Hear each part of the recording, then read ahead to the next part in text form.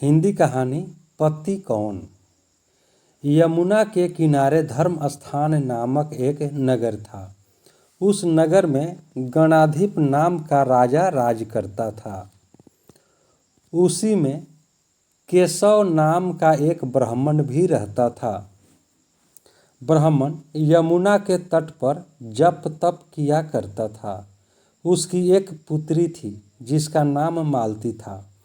वह बड़ी रूपवती थी। जब वह ब्याह के योग्य हुई तो उसके माता पिता और भाई को चिंता हुई।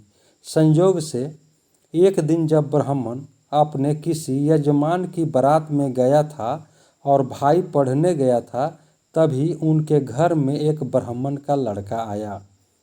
लड़की की माँ ने उसके रूप और गुणों को देखकर उससे कहा कि मैं तुमसे अपनी लड़की का ब्याह करूंगी।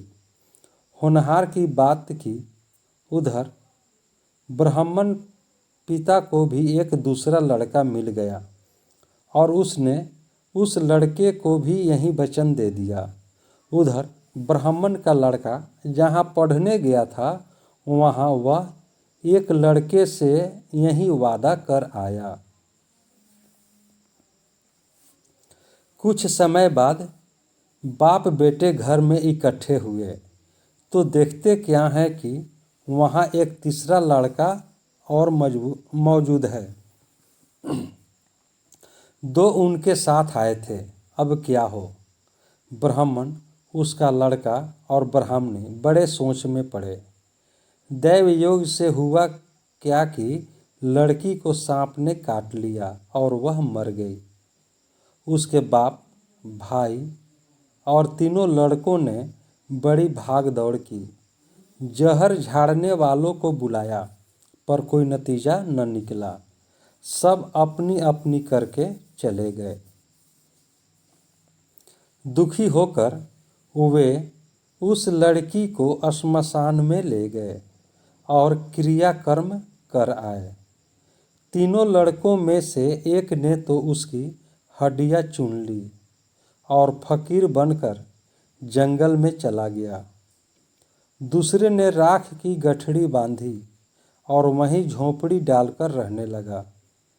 तीसरा योगी होकर देश देश घूमने लगा।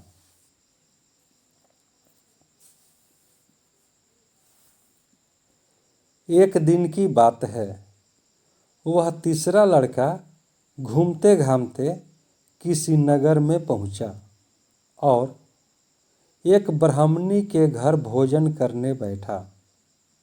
जैसे ही उस घर की ब्राह्मणी भोजन परोसने आई कि उसके छोटे लड़के ने उसका आंचल पकड़ लिया।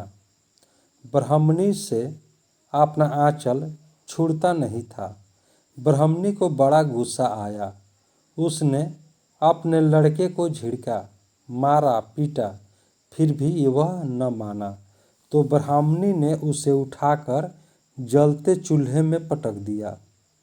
लड़का जलकर राख हो गया। ब्राह्मण बिना भोजन किए ही उठ खड़ा हुआ।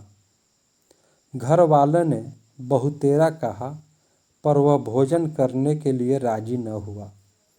उसने कहा, जिस घर में ऐसी राक्षसी हो उसमें मैं भोजन नहीं कर सकता।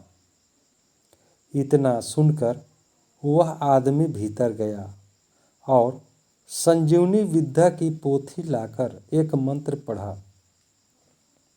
जलकर राख हो चुका लड़का फिर से जीवित हो गया।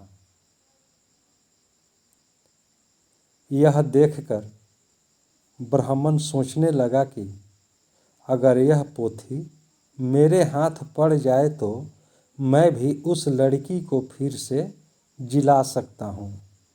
इसके बाद उसने भोजन किया और वहीं ठहर गया।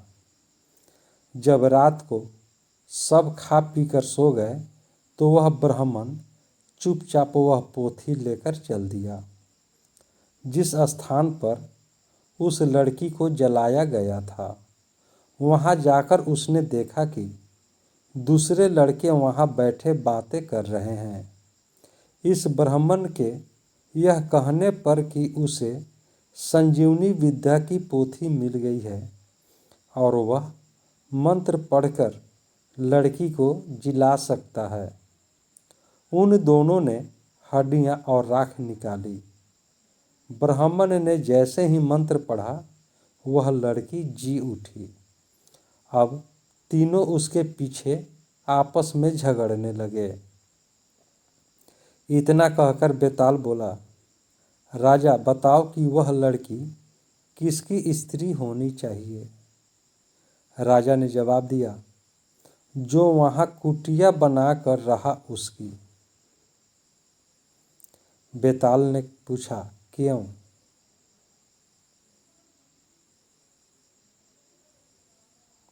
राजा बोला, जिसने हड्डियां रखी वह तो उसके बेटे के बराबर हुआ। जिसने विद्या सीखकर जीवन दान दिया वह बाप के बराबर हुआ। जो राख लेकर रमा रहा वही उसकी हकदार है। राजा का यह जवाब सुनकर बेताल फिर पेड़ पर जा लटका। राजा को फिर लौटना पड़ा और जब वह उसे लेकर चला तो बेताल ने तीसरी कहानी सुनाई। दोस्तों, यह कहानी आपको कैसी लगी? कहानी को लाइक करें, शेयर करें। चैनल पर नए हैं तो चैनल को सब्सक्राइब कर लें, बेल आइकन का बटन दबा दें, जिससे कि जो भी वीडियो हम अपलोड करें सबसे पहले आप तक पहुंच सके और ऐसी कहानी आपको मिलती रहे। अब हम लोग अगले वीडियो में मिलेंगे। तब तक के लिए जय हिंद, जय भारत।